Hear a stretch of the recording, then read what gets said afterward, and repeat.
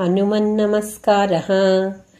अतुलितबलधामं हेमशैलाभदेहं दनुजवनकृशानुं ज्ञानिनामग्रगण्यं सकलगुणनिधानं वानराणामधीशं रघुपतिप्रियभक्तं वातजातं नमामि। गोष्पदीकृतवारीशं मशकीकृतराक्षसं रामायणमहामाला रत्नं वन्दे नीलात्मजम्।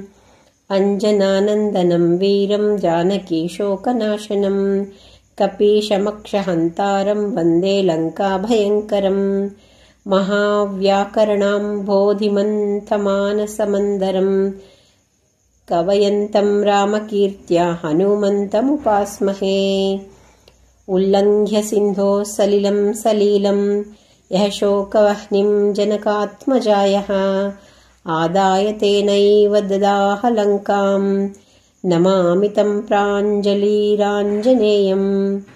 मनोजवं मारुततुल्यवेगं जितेन्द्रियं बुद्धिमतां वरिष्ठं वातात्मजं वानरयूथमुख्यं श्रीरामदूतं शिरसा नमामि।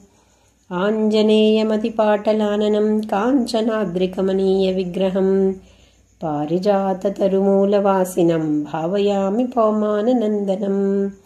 यत्र यत्र रघुनाथकीर्तनं तत्र तत्र कृतमस्तकाञ्जलिं बाष्पवारि परिपूर्णलोचनं मारुतिं नमत राक्षसान्तकम्।